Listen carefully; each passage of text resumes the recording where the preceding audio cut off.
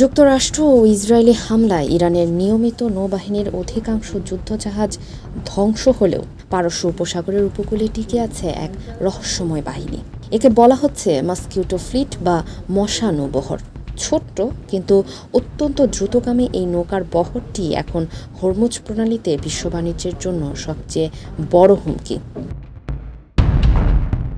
এই নৌবহর মূলত ইরানের ইসলামিক রেভলিউশনারি গার্ড কোর বা আইআরজিসির মূল শক্তি।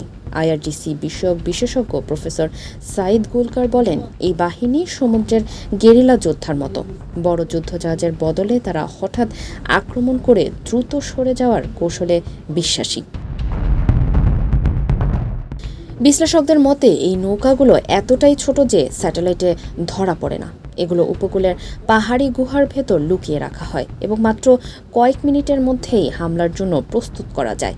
জাতিসংঘের তথ্য মতে যুদ্ধের সময় অন্তত 20টি জাহাজে হামলা হয়েছে, যার অধিকাংশেরই দায় আইআরজিসি স্বীকার করেনি।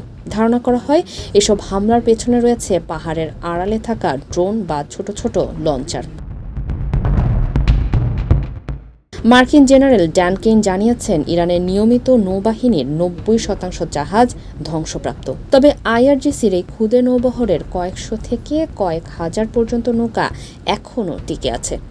মার্কিন প্রেসিডেন্ট ডোনাল্ড ট্রাম্প প্রণালীটি খুলে দেওয়ার ঘোষণাকে স্বাগত জানালেও সাফ জানিয়েছেন, শান্তি চুক্তি না হওয়া পর্যন্ত ইরানের ওপর মার্কিন অবরোধ বজায় থাকবে।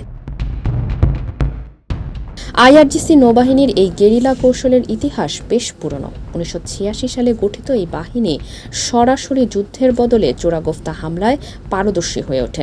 ইরান ইরাক যুদ্ধের অভিজ্ঞতা থেকে তেহরান বুঝেছিল সরাসরি যুদ্ধে মার্কিন শক্তিকে হারানো অসম্ভব।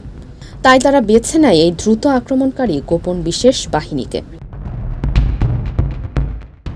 বর্তমানে এই বাহিনীতে প্রায় 50,000 সদস্য রয়েছে। পারস্য উপসাগরের 5টি সেক্টরে তারা বিভক্ত। 38টি দ্বীপ এবং অন্তত 10টি সুরক্ষিত গোপন ঘাঁটির মাধ্যমে তারা তাদের কার্যক্রম পরিচালনা করে। বিশেষ করে ফারুর ঘাঁটিটি তাদের নৌ বিশেষ বাহিনীর প্রধান কেন্দ্র। সাবেক মার্কিন নৌ কর্মকর্তা অ্যাডমিরাল গ্যারি রাফেড বলেন, এই বাহিনী এখন একটি বড় হুমকি, কারণ তারা কখন কি করবে তা বোঝা প্রায় অসম্ভব। হরমুজের এই নীল জলরাশিতে মশা নৌবহরের এই অদৃশ্য উপস্থিতি এখন বৈশ্বিক অর্থনীতির জন্য এক গভীর উদ্বেগের কারণ।